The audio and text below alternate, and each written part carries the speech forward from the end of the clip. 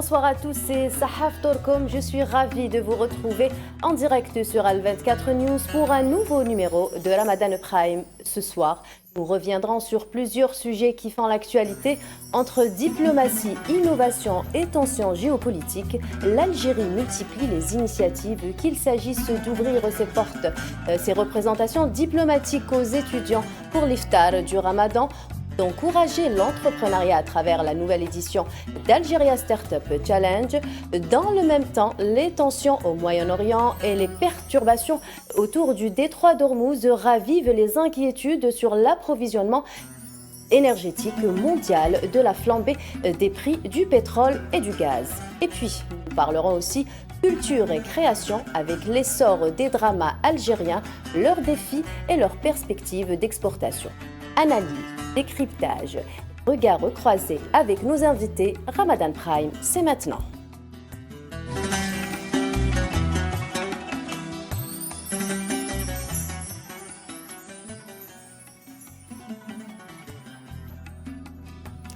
Et pour décrypter ces enjeux et nous accompagner ce soir dans cette première partie de l'émission, j'ai le plaisir d'avoir sur ce plateau vos chroniqueurs. Tinhinan Makassi, bonsoir et Sahaf Torek. Bonsoir Iman, bonsoir à mes co-chroniqueurs, bonsoir à notre invité, Sahaf Torkom, à vous tous ici sur le plateau et à nos téléspectateurs. Également avec nous, Hajar Sbata, bonsoir Sahaf Torek.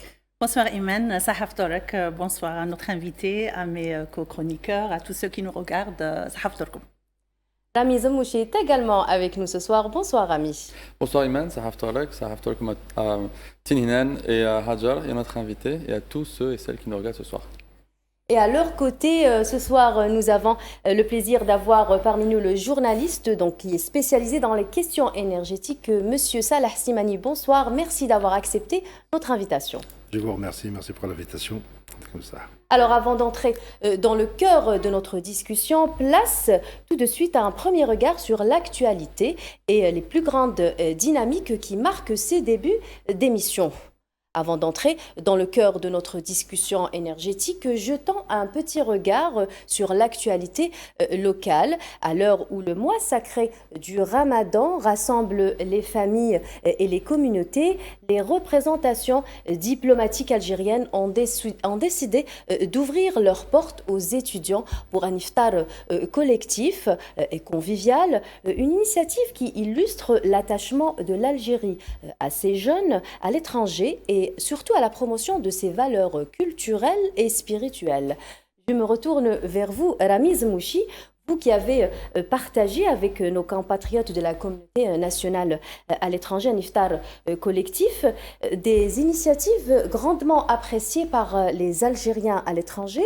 Racontez-nous un peu l'ambiance qui règne et l'importance d'un tel événement dans la consolidation des liens entre les Algériens. Alors totalement, c'est une habitude que organise les consulats d'Algérie dans plusieurs pays, notamment en France, qui organisent des iftars dans lesquels ils invitent les associations d'étudiants algériens en France et les étudiants en général dans les consulats, le consulat général de Paris d'Algérie à Paris de Nation, celui de Bobigny, celui de Créteil, où c'est une occasion dans laquelle se retrouvent plusieurs étudiants qui se connaissent ou qui ne se connaissent pas, qui partagent ensemble un iftar en présence des cadres du consulat et de l'ambassade.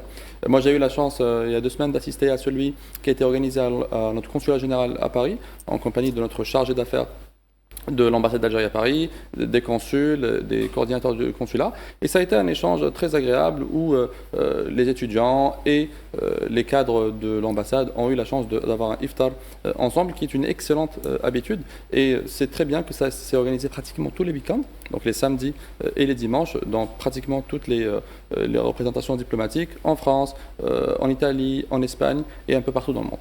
Donc ça permet de consolider les liens entre les étrangers, les Algériens vivant à l'étranger. Totalement, parce que parfois, quand on est seul, étudiant, ou quand on travaille, ou on est un jeune actif à l'étranger, on a du mal parfois à se retrouver, notamment avec les amis, ou surtout loin de la famille.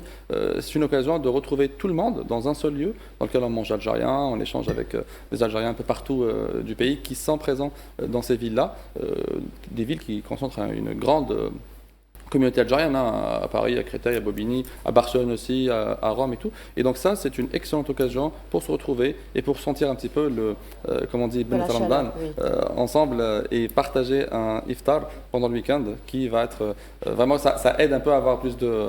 se sentir un peu moins seul. Voilà, se sentir un peu moins seul, surtout qu'à l'étranger, c'est un peu le sentiment un peu qui est délicat, partagé. Oui. Alors nous allons parler innovation et entrepreneuriat. Donc la 8e édition de l'Algeria Startup Challenge s'apprête à être lancée, promettant une nouvelle vague d'idées et de projets porteurs pour l'économie algérienne. Ce concours, qui réunit des jeunes entrepreneurs, des startups innovantes et des investisseurs, vise à encourager la créativité, soutenir le développement de solutions technologiques et renforcer l'écosystème entrepreneurial de l'Algérie. C'est aussi l'occasion de découvrir de nouvelles initiatives qui pourraient transformer des idées prometteuses en entreprises viables et compétitives à l'échelle nationale et internationale. Pourquoi pas? Ramiz Mouchi, je me tourne encore une nouvelle fois vers vous. Pouvez-vous nous dire un peu plus, vous qui êtes dans le domaine de l'entrepreneuriat, pouvez-vous nous parler un peu plus de ces nouveautés de cette édition et surtout des projets les plus prometteurs à suivre? Alors, ce sont des programmes qui, justement, comme vous venez de le dire, qui ont des participants, des startups, des étudiants ou pas, hein, qui sont dans des domaines très intéressants, dans la fintech, dans la edtech, dans la healthtech, dans la greentech surtout, et qui regroupent ces entreprises-là, qui sont à la fois des partenaires de ces programmes-là. Il y en a d'ailleurs plusieurs programmes du genre, qui sont là surtout pour avoir ce qu'on appelle les contrats de Open Innovation, qui est une excellente opportunité pour les startups d'avoir accès à des problématiques ou des problèmes entreprises réels et de les traiter. Et ceci aide les entreprises à avoir des avantages fiscaux quand elles délèguent ce genre de projet à des startups. Et ça donne aussi à ces startups-là, à ces jeunes, une occasion de travailler sur des problématiques réelles et qui peuvent avoir un impact réel. Donc ce genre de programme donne la chance aux startups d'avoir une idée sur ce qui se passe réellement et aux entreprises de se rapprocher du monde des startups et de voir un peu à quoi ces jeunes-là ils peuvent faire et à quel genre de défis ils sont le plus adaptés et quelles technologies ils utilisent pour régler des problèmes qui existent chez elles. Parfait. Alors, merci Ramiz Mouchi. Et avant de plonger dans nos dossiers économiques, un regard sur l'actualité internationale s'impose. Plus d'un demi-million de personnes ont été déplacées par les frappes de l'armée sioniste sur le Liban, alors que le pays est en proie à d'intenses bombardements sionistes depuis le début du mois. Le pays fait face à une crise humanitaire suite au déplacement massif de la population. Je vous propose un sujet signé Amazienne Zitouni. Ici, sur la place des Martyrs au centre de Beyrouth, s'abritent beaucoup de déplacés libanais sous des tentes de fortune. Depuis début mars, les frappes sionistes massives sur le Liban se poursuivent, faisant au moins 826 morts et plus de 830 000 déplacés. Des familles terrorisées qui n'ont eu que quelques minutes pour fuir sous les menaces de bombardements sionistes. Beaucoup de ces nouveaux sans-abri ressentent l'abandon, à l'image de ce père de 6 enfants. Personne, ni le gouvernement, ni les Nations Unies, personne, absolument personne n'aide. Tout le monde regarde, tout le monde prépare la suite. Leur seul objectif maintenant, c'est que ferons-nous si nous éliminons le Hezbollah? C'est à ça qu'ils pensent, ils ne pensent pas au peuple. 15 mois et voilà cette tension palpable. Ils n'ont rien pu faire pour l'arrêter. C'était des assassinats, des attaques. L'entité sioniste commet des assassinats. Et nous, qu'avons-nous fait? Rien. Les Libanais ont traversé une multitude de crises et de secousses. De l'explosion du port à la crise financière et bancaire, en passant par la guerre de l'automne en 2024. Et à chaque fois, ils tentaient de se reconstruire et regarder vers l'avenir. Mais certains ont même perdu confiance en ce qui est des instances internationales. Les Nations Unies ne servent à rien. Aujourd'hui, je vous l'ai dit, le chef des Nations Unies reçoit 100 000 $ pour condamner. Il ne peut rien faire, car je vous le répète, ce qui doit arriver, arrivera. Une guerre de trop pour beaucoup de Libanais qui a provoqué une crise humanitaire dans le pays du Cèdre. Malgré l'épuisement et la colère, le peuple fait preuve d'une grande résilience. Les Nations Unies sont très actives au Liban aux côtés de l'État libanais, du président de la République, que Dieu lui accorde une longue vie, et du Premier ministre afin de mettre fin à la guerre et aux pressions. Les Nations Unies exercent une grande influence au Liban et à l'étranger, notamment aux États-Unis et partout ailleurs. Nous sommes, si Dieu le veut, solidaires de l'État. Nous soutiendrons toutes ces décisions. Alors que le Liban redoute une invasion sioniste terrestre, la crise humanitaire s'intensifie. Le pays est sous pression entre front militaire et urgence civile. Alors, je rappelle que c'était un sujet signé Amel Zitouni. Alors, on réitère justement que l'Algérie a réaffirmé sa solidarité avec le Liban, récemment visé par cette agression sioniste. Un soutien qui se manifeste à la fois par des messages diplomatiques, en l'occurrence les appels téléphoniques, les derniers appels entre le président algérien Abdelmadjid Tebboune et le président libanais. Donc, un soutien qui manifeste des initiatives concrètes pour aider le pays à traverser cette période difficile, une situation qui souligne une fois de plus l'importance de la stabilité régionale au Moyen-Orient et le rôle des nations dans la protection des populations face aux violences et aux crises.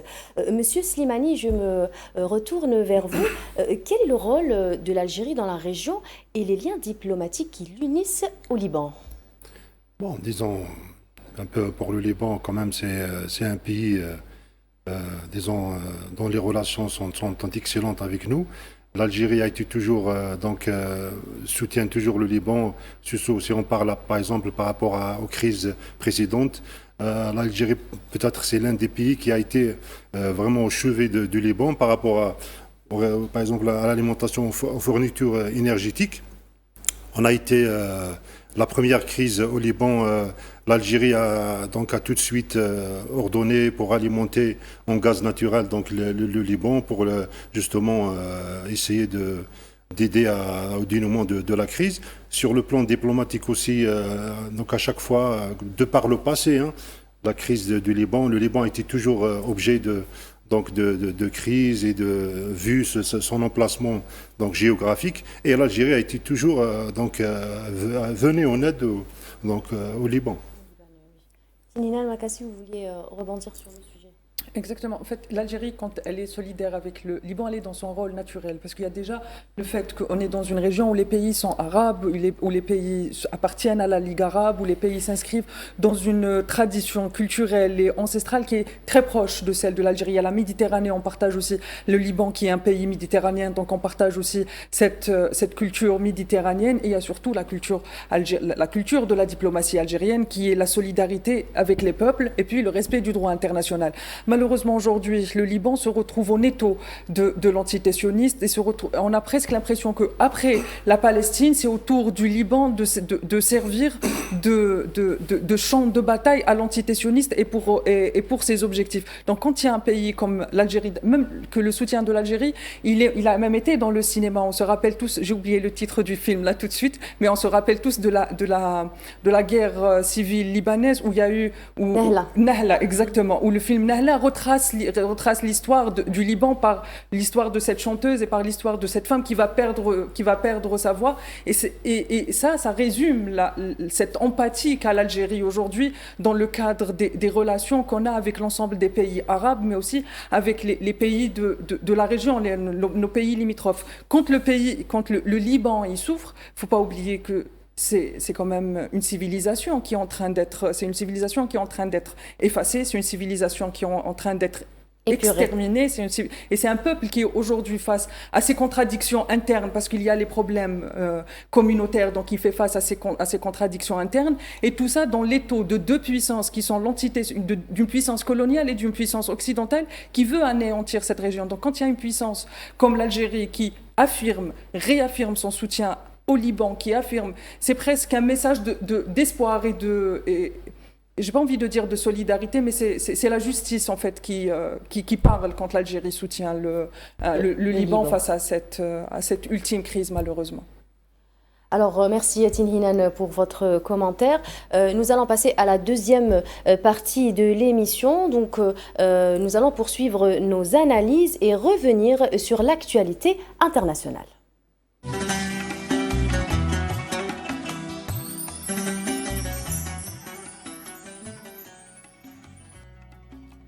Pour cette seconde partie de l'émission, nous allons passer à l'actualité économique et énergétique. Dans le contexte de la guerre au Moyen-Orient, plusieurs infrastructures pétrolières ont été ciblées et les blocages du détroit d'Ormuz perturbent près de 20% de l'approvisionnement mondial en hydrocarbures.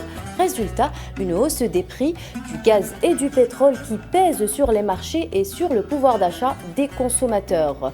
Au Maroc, par exemple, les automobilistes voient rouge. À partir de ce 16 mars, les prix du carburant affichent une hausse qui oscille entre 1,44 et 2 dirhams.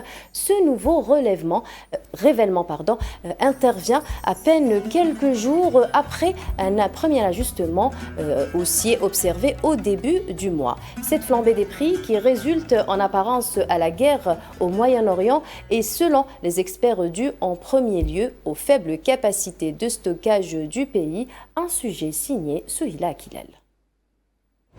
Peu avant minuit, lundi, les stations-service du Maroc ont été prises d'assaut. Ce rush massif a été déclenché par l'annonce d'une hausse brutale des prix. Le gasoil a bondi de 2 dirhams, passant de 10,80 à 12,80 dirhams le litre, alors que l'essence progresse de 1,44 dirhams pour passer de 12,49 à 13,93 dirhams le litre. Pour des citoyens déjà éprouvés par l'inflation, cette nouvelle augmentation ne passe pas. La colère a d'ailleurs éclaté plus vite que prévu. Venus pour un ultime plein à l'ancien tarif, de nombreux automobilistes ont découvert avec amertume que les prix avaient été actualisés avant l'heure, provoquant instantanément de vives tensions sur place. Le gouvernement a décidé que l'augmentation des prix entrerait en vigueur à minuit. Pourquoi cette station de service a augmenté ses prix à 23 heures? Il profite de la situation. Le gouvernement leur a demandé d'augmenter les prix à partir de minuit. Mais eux, ils commençaient à le faire à partir de 22h30, 23h. On ne sait pas qui gouverne ces gens. Si cette augmentation des prix du carburant est justifiée au Maroc par la perturbation des marchés énergétiques en raison des tensions au Moyen-Orient et la fermeture du détroit d'Ormuz, l'expert financier marocain Zakaria Ghartia livre sa propre théorie sur la question. Selon lui, si le Maroc demeure vulnérable au choc pétrolier, c'est en premier lieu à cause de ses faibles réserves énergétiques qui ne couvrent qu'un maximum de 30 jours, soit moins de la moitié du minimum légal. La crise iranienne et la hausse potentielle des prix des hydrocarbures n'ont donc pas créé le vide, mais l'ont juste rendu possible. Ce qui nous rend vulnérables au changement des prix de l'énergie est que le stockage des hydrocarbures ne dépasse pas les 20 à 30 jours de la consommation nationale. Ceci est inacceptable car il y a une loi que personne ne respecte et qui stipule qu'il doit y avoir une réserve d'au moins 60 jours. Si nous avions assez de réserves, on aurait eu un pouvoir de résilience pour faire face à ces changements, chose que nous n'avons pas aujourd'hui car l'infrastructure de stockage est très faible. Au Maroc, cette nouvelle hausse des prix du carburant ravive les inquiétudes concernant son impact sur le pouvoir d'achat des ménages et sur les coûts du transport. Des questions se posent également sur la capacité du pays à amortir les chocs énergétiques. Voilà, c'était un sujet signé Souhila Akilel. Monsieur Slimani, avant d'entrer dans les chiffres, pouvez-vous nous expliquer brièvement comment ces attaques et tensions s'inscrivent dans le contexte plus large de guerre au Moyen-Orient et quelles conséquences elles font peser sur la stabilité régionale? Oui, effectivement. Bon, quand même, c'est des installations très importantes qui ont été ciblées. Au départ, personne, ne prévoyait ou bien il n'y avait pas... au départ... Enfin, les États-Unis et l'État d'Israël visaient justement de frapper uniquement l'Iran, mais personne ne s'attendait à ce que l'Iran riposte en ciblant aussi des installations en représailles donc, à l'Iran. On cite par exemple, vous avez la raffinerie de Aramco en Arabie Saoudite. C'est une raffinerie géante de 550 000, donc qui traite 550 000 barils par jour.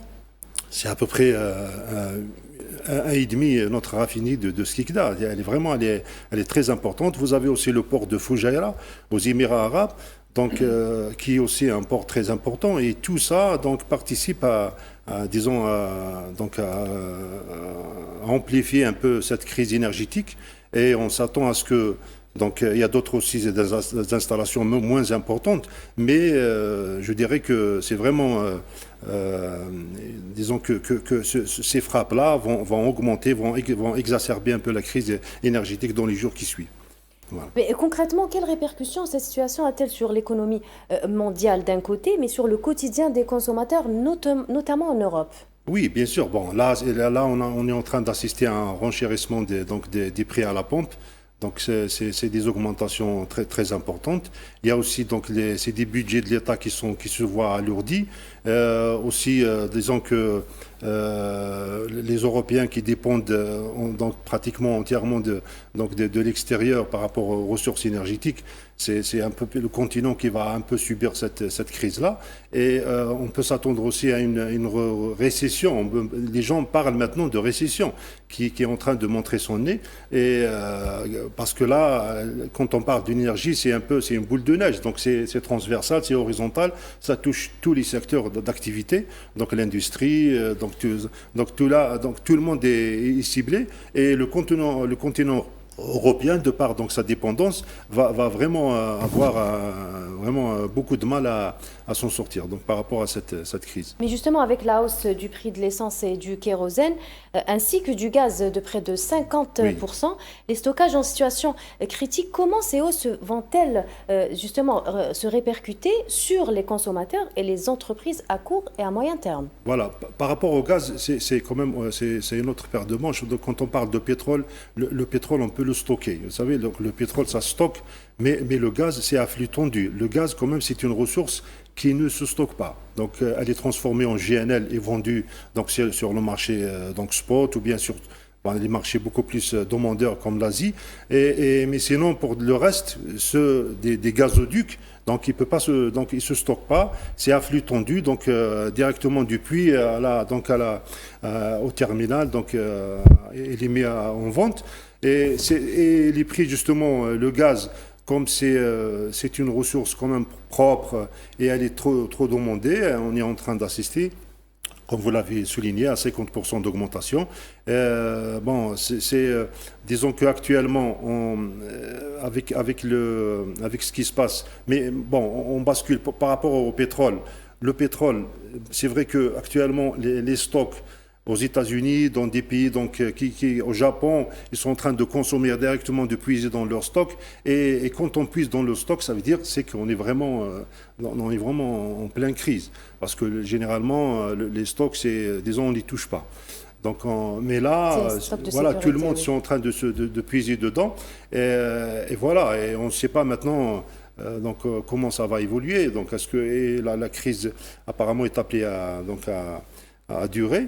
Voilà, et les prix les prix vont augmenter encore davantage. Voilà. Et justement, l'Union européenne projette de réactiver un plafonnement des prix du gaz. Selon vous, ces mesures peuvent-elles réellement limiter les effets sur cette crise énergétique sur les citoyens et l'économie européenne?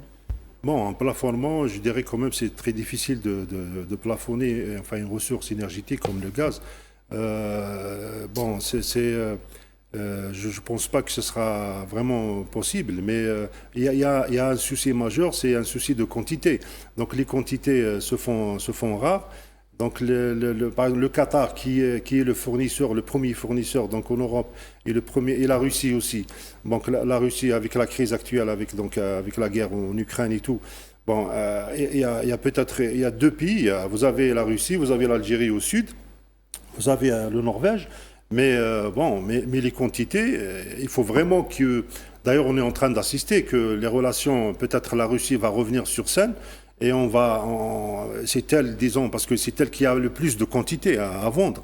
Mais il y a des infrastructures qui ont été déjà ciblées. Il ne faut pas oublier le midstream, donc, qui a été frappé en pôle Nord et tout.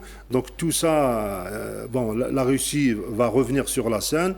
Les Européens vont laisser tout de côté, et l'Algérie aussi va être sollicitée, certainement, pour justement vendre plus de quantité. Donc certainement, c'est le scénario qui se profile actuellement. Très bien. On reviendra sur le sujet juste après une petite pause. On revient juste après.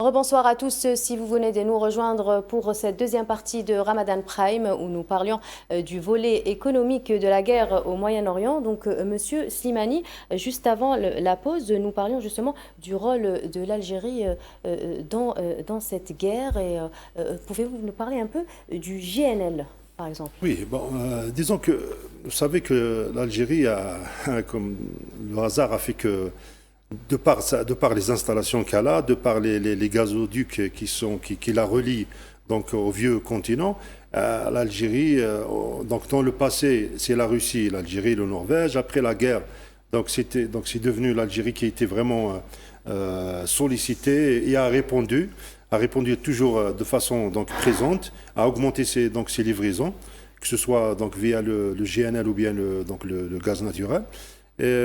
C'est un partenaire de la vie même, de l'aveu même, donc des Européens, qui est toujours un partenaire très fiable et qui n'a jamais eu de problème par rapport à nos livraisons.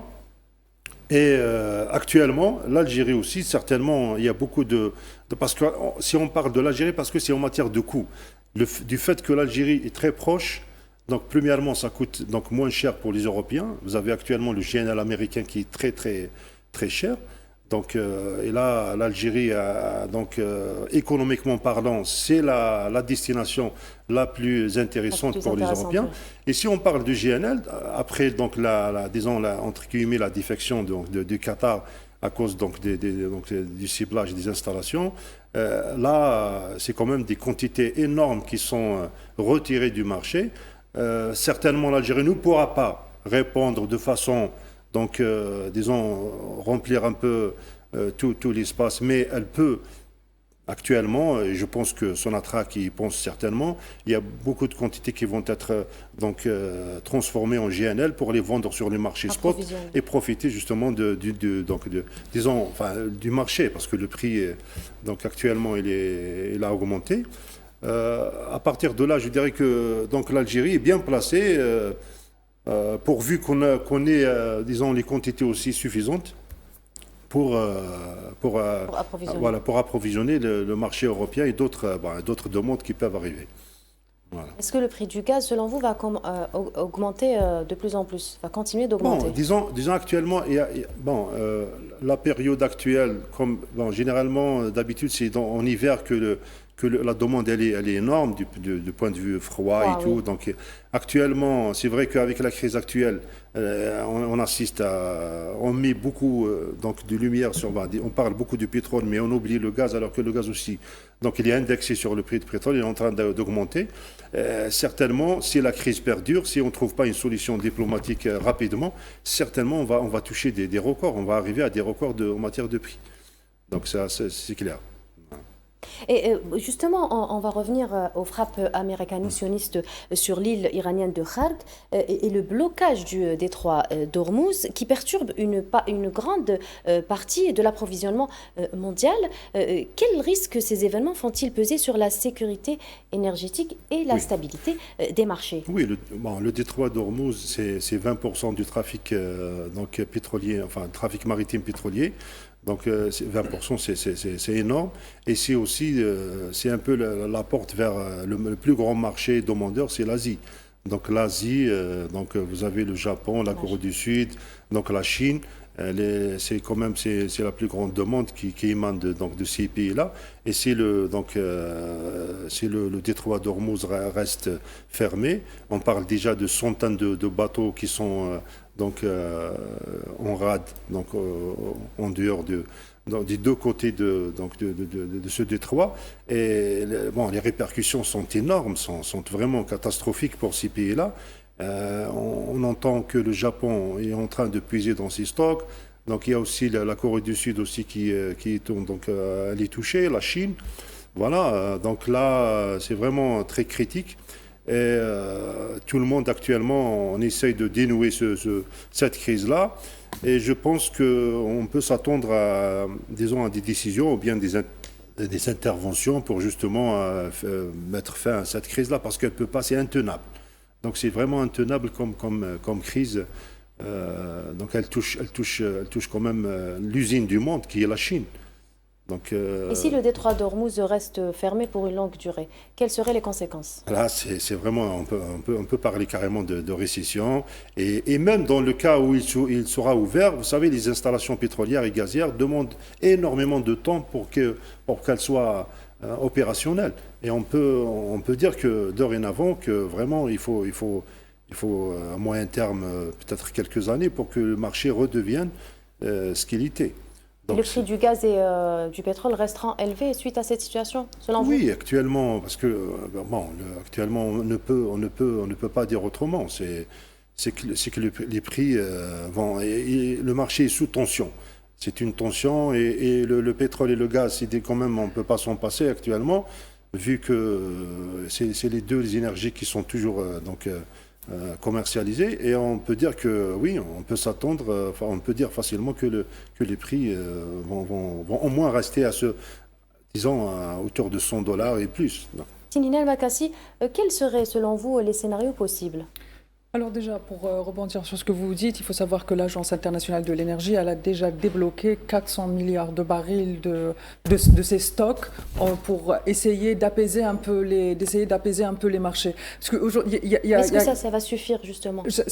Si la crise, elle est à long terme, parce que c'est ça aussi le calcul de pyromane finalement. Parce qu'on a deux agresseurs qui ont agressé un État, mais cet État-là, il s'est très bien préparé. L'Iran, on ne s'attendait pas à un tel degré de préparation de la part de l'Iran.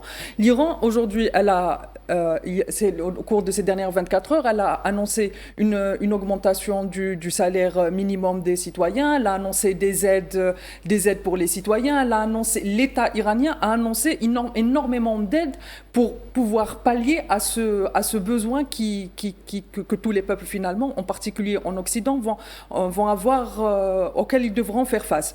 Les scénarios qui sont possibles aujourd'hui, déjà, il faut qu'on se dise qu'aujourd'hui, sur les marchés du pétrole, du gaz, de l'énergie, on est dépendant de l'offre et de la demande, mais on est surtout dépendant de la spéculation.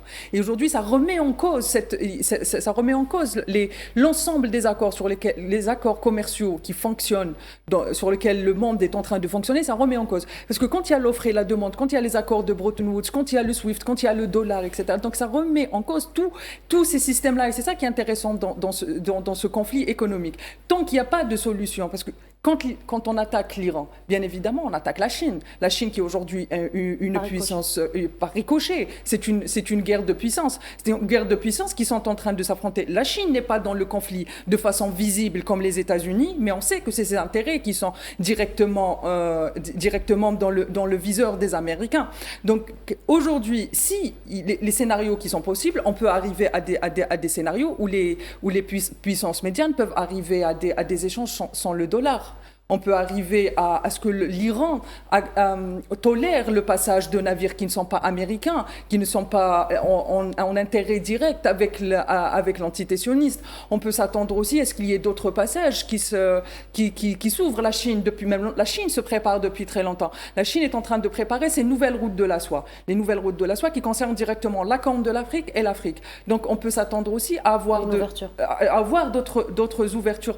Pas tout de suite, bien évidemment, mais à long terme, si le conflit perdure, mais même s'il ne perdure, il ne ça perturbe pas, ça reste des options qui sont Oui. mises sur la table. Aujourd'hui, ce conflit, ce qu'il met sur la table, c'est le fonctionnement économique, le fonctionnement politique, le fonctionnement géopolitique du monde doit être réfléchi une nouvelle fois.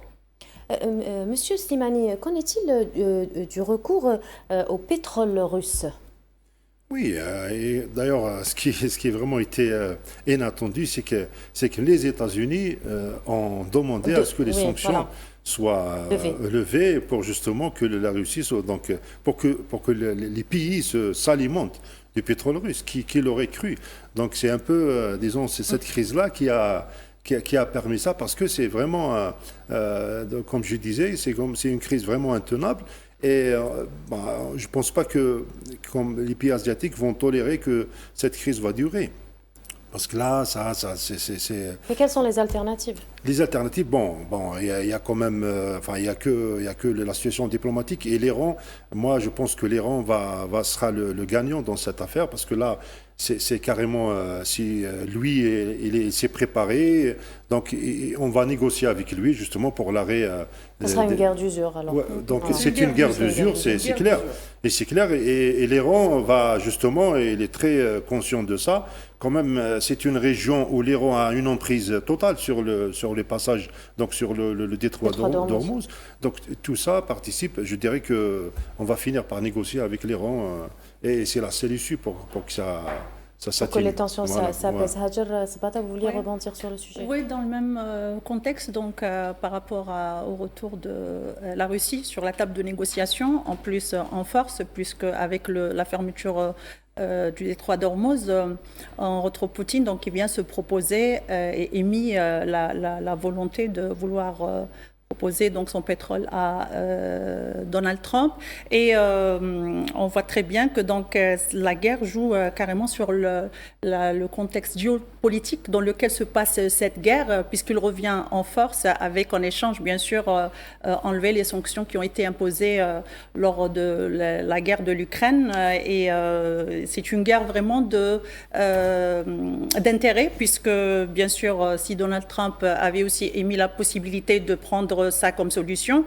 Donc de l'autre côté, l'Ukraine, où Zelensky va perdre toute possibilité de négociation devant Poutine, bien sûr, qui prend désormais une place très importante dans ces négociations. Donc l'Iran, de par la guerre, on voit qu'il s'impose vraiment, d'autant plus je suis un petit peu l'actualité bien sûr, donc il impose de payer même les pétroliers qui passent donc en yuan au lieu du dollar américain, et donc justement pour revenir à toutes ces négociations qui s'imposent par rapport à tout. On voit aujourd'hui que Donald Trump aussi revient à demander de l'aide à ses alliés pour justement forcer l'ouverture du détroit d'Ormuz, qui, on entend que les retours sont plutôt négatifs de par ses alliés, les plus fidèles, surtout comme l'Australie, le Royaume-Uni et tout ça. Donc, je pense que ça a vraiment joué sur le contexte géopolitique dans lequel se passe la guerre. Et voilà, donc, si ça persiste,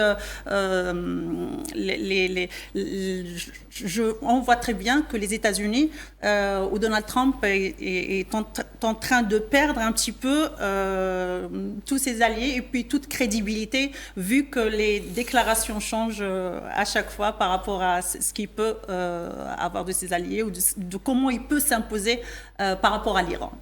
Et Monsieur Slimani, je me tourne vers vous. On va parler un peu de l'alliance OPEP+, qui maintient la décision de suspendre les augmentations de production. Quelles pourraient être les conséquences?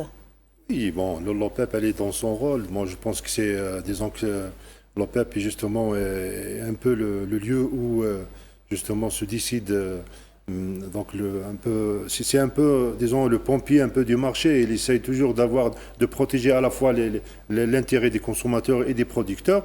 Mais dans l'actuel, donc dans le cas actuel des choses, elle a une mission quand même très très difficile. Délicate, oui. L'OPEP va faire face quand même à un contexte nouveau. Et il y a aussi quand même des quantités énormes qui sont retirées du marché. je ne vois pas comment donc disons la levée l'augmentation des capacités, parce que si vous avez des installations qui étaient ciblées, je ne vois pas comment donc on va produire plus. Les stockages, si on commence à puiser dans les stockages aussi, c'est pour chaque pays, donc c'est pour soi.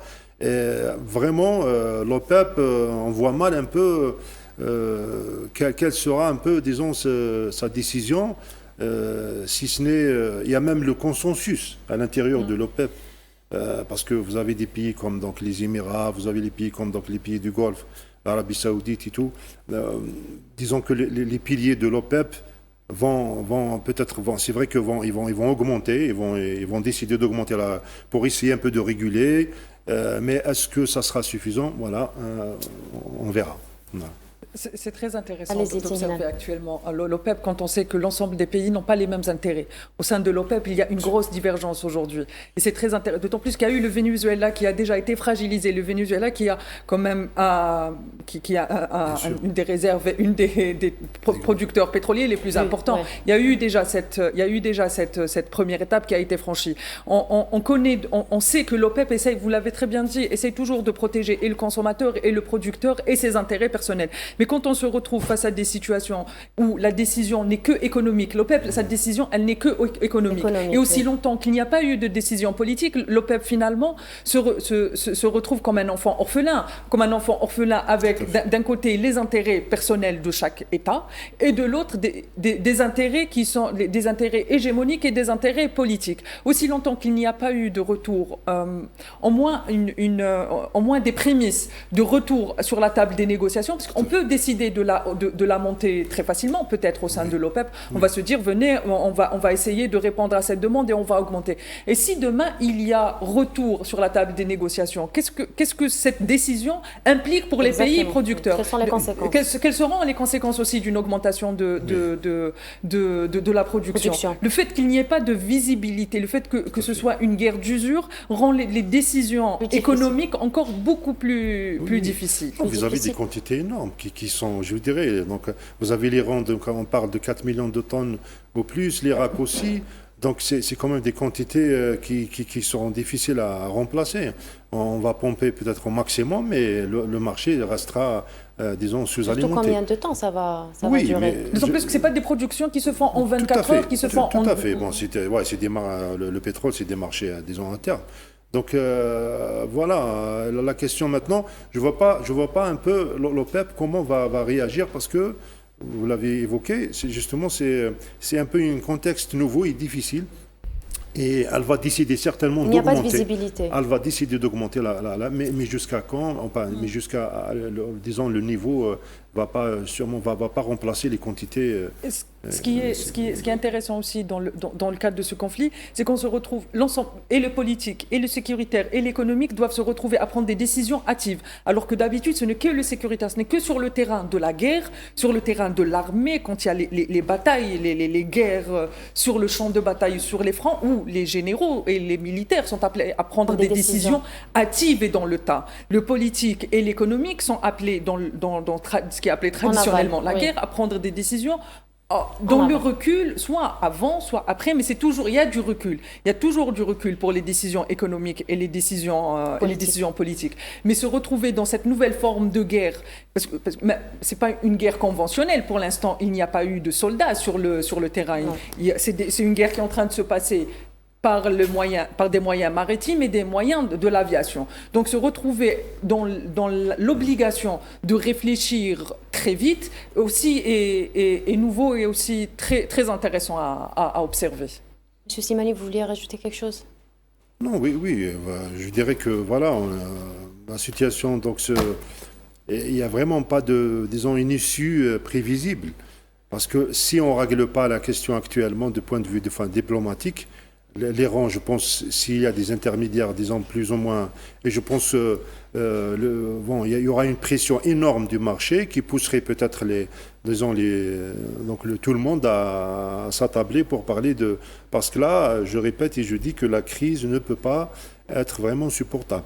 D'autant plus que même sur le terrain de la guerre, on aura besoin du pétrole et du gaz pour continuer à sûr. faire la guerre. Et peut-être C'est ça aussi qui est intéressant. Peut-être que les énergies renouvelables seraient Oui, mais bon, les énergies renouvelables, enfin, ce que cette guerre a démontré, le fait qu'on est en train quand même, la dépendance aux énergies fossiles, elle est toujours, donc elle est très très importante. Oui, mais peut-être une alternative justement. Justement, l'alternative, parce que quand on parle du solaire, il y a eu énormément de retard. Vous avez en Europe déjà, donc il y a que l'Allemagne qui est un peu avancée, mais sinon en termes de vraiment de, ça reste à l'état embryonnaire. Ça ne peut pas remplacer les énergies fossiles. On parle même du charbon actuellement, il y a des pays qui reviennent justement, qui sont en train d'utiliser le charbon.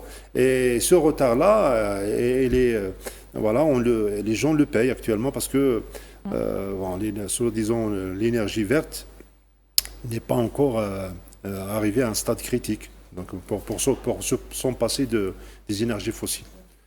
Je pense que la dépendance aux énergies, ce qu'on appelle les énergies fossiles, va durer encore quelques décennies. Surtout pour le gaz. Surtout pour le gaz, même pour le pétrole. Pour faire la guerre, on a besoin de fuel pour faire la guerre.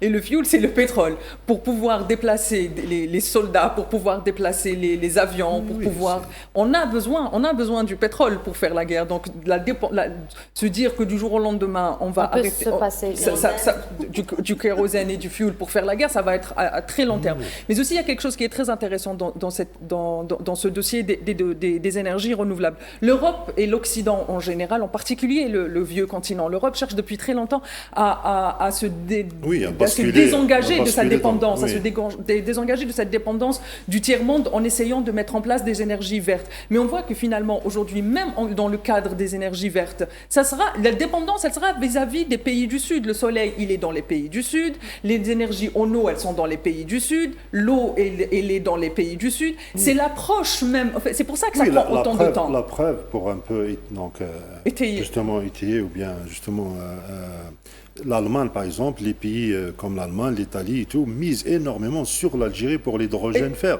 Donc et là ils sont vraiment sérieux. D'ailleurs la Commission européenne met la main à la poche. Ils viennent avec leur financement. Ils demandent à l'Algérie que justement pour investir dans l'hydrogène vert qu'on présente comme une énergie justement qui comme l'énergie du futur, voilà, du futur. Et l'Algérie, elle est vraiment au devant. C'est un pays que, pour les Allemands, en tout cas pour la Commission européenne, c'est disons la première destination pour cette nouvelle énergie. Voilà, donc vraiment ils ont annoncé la dernière réunion qu'il y a eu à Alger. Donc on parle déjà il y a des projets pilotes et il y a aussi on parle d'investissement et de financement. L'Algérie a dit que oui, elle est prête mais voilà, venez investir. Voilà, donc ramenez vos fonds et le marché, on peut. Prête à accueillir les marchés. Justement, donc aujourd'hui, c'est même, on va revenir à la décision politique. C'est la décision politique de la domination qui doit aujourd'hui arrêter cette guerre. Même si on arrive à des énergies renouvelables, même si l'Europe parvient par la recherche, parvient à avoir encore une fois accès à nos énergies renouvelables, parce qu'encore une fois, c'est nous qui sommes producteurs, c'est les pays du Sud global qui sont producteurs. Aussi longtemps qu'il y a cette domination dans la consommation, dans la façon de faire des échanges internationaux, le problème se posera. Le problème se posera et avec les énergies fossiles et avec les énergies renouvelables. C'est pour ça que cette guerre, encore une fois, est intéressante. Ce que l'Iran dit aujourd'hui, l'Iran, quand elle refuse d'aller sur la table des négociations ou quand elle refuse aujourd'hui de négocier l'ensemble. D'un premier temps, l'Iran refusait de négocier sur son programme nucléaire et en même temps sur les échanges, sur les échanges et sur les sanctions qu'elle subit. Et ce problème-là, si on ne règle pas, si on ne va pas comme, encore une fois, on va citer l'Algérie, qui est un pays champion du gagnant-gagnant, de relations saines, de relations internationales saines, si on ne parvient pas à mettre en place des relations internationales saines, ce problème se posera éternellement, se posera de façon éternelle, parce que l'Europe, l'Occident en général, voit le Sud global, comme si c'était sa chasse gardée, et il est en droit de puiser de ses ressources, qu'elles soient humaines, qu'elles soient fossiles, qu'elles soient renouvelables. C'est de la domination. Aujourd'hui, ce qui pose problème, c'est la domination. On va revenir à l'Allemagne. Aujourd'hui, l'Allemagne, Trump a appelé l'ensemble des partenaires de l'OTAN à intervenir pour intervenir de façon, pas que dans les négociations, à intervenir de façon violente, de façon claire dans le détroit d'Ormuz. L'Allemagne répond par un non. Nous, on n'a rien à voir dans cette guerre. L'OTAN n'a rien à voir dans cette guerre. Parce que l'Allemagne, aujourd'hui, elle est en train de développer l'hydrogène vert, comme vous l'avez cité avec l'Algérie, mais elle est aussi en train d'avoir son projet de recherche nucléaire. Et c'est clair que si demain, les États-Unis ont dans leur viseur des pays comme l'Allemagne qui essayent de se réarmer, qui essayent de faire de mettre en place des programmes de nucléaire, ils savent qu'ils sont les prochains sur la liste. Donc ça aussi, c'est important dans le cadre de cette... Je pense que l'Algérie a tout à gagner pour peser justement, disons, pour tirer un peu son épingle du jeu de cette crise, pour justement... Donc maintenant, il y a, disons...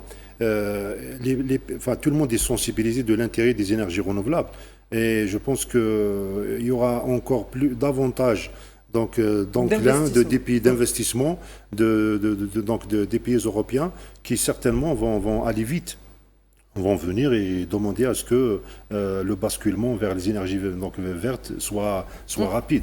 Donc, et l'Algérie a tout à gagner dans tout ça. Donc, j'espère que, je pense qu'on est quand même on est prêt pour justement, on ne demande que ça d'ailleurs, même que ce soit sur le premier tableau des énergies fossiles, le gaz, parce que le gaz c'est l'énergie de transition, parce que c'est grâce au gaz qu'on peut passer à autre chose. Et le gaz a aussi de beaux jours, on parle jusqu'à 2050, ça restera quand même une énergie très présente dans la consommation. Voilà, dans la consommation.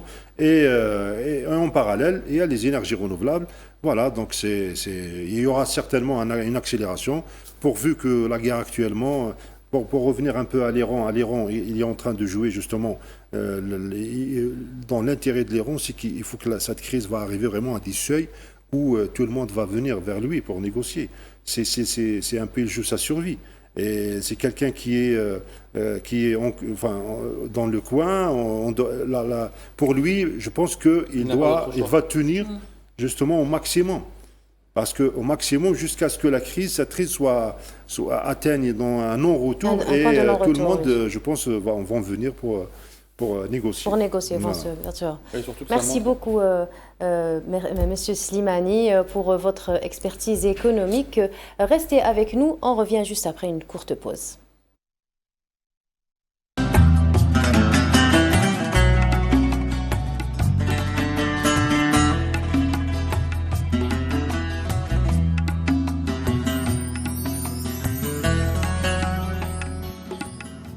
Bonsoir à tous. Si vous venez de nous rejoindre, nous sommes en direct sur Al24 News pour la troisième partie de Ramadan Prime. Monsieur Mouzahem Yahya, producteur, réalisateur et scénariste d'Al Barrani. Bonsoir Monsieur Mouzahem, merci d'avoir accepté notre invitation. Bonsoir, merci à vous de m'avoir invité.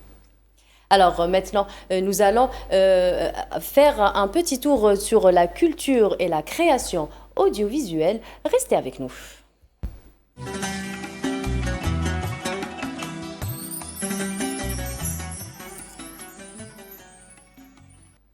Alors, cette deuxième saison d'Al Barrani explore les tensions familiales et les violences sociales à travers le regard de personnages confrontés à des choix difficiles entre secret, trahison et rédemption. Monsieur Mouzahem, parlez-nous un peu du scénario de la deuxième saison d'Al Barrani. En fait, dans cette saison aussi, on a ajouté un personnage qui est le temps, qui est vraiment presque un personnage réel. C'est pas juste une histoire d'événement ou de vengeance. C'est l'histoire de l'influence du temps sur les gens, comment le temps peut changer les êtres humains, comment il peut changer déformer les réalités, déformer les souvenirs et créer, même transformer les certitudes en doute. Comment cet espace, comment le quatrième dimension peut jouer sur les personnages et peut transformer les convictions de chacun. En fait, c'est entre illusion et réel. c'est une série qui va dans la profondeur des personnages. Chaque personnage est très étudié en profondeur. Chaque personnage a une bible à lui-même et qui respecte des détails très précis dans la psychologie. On n'a pas voulu faire une série très, on va dire, mélodramique ou un peu qui va plaire à tout le monde, mais on a voulu vraiment respecter un schéma dramatique avec le co-scénariste Brahim Hamadi.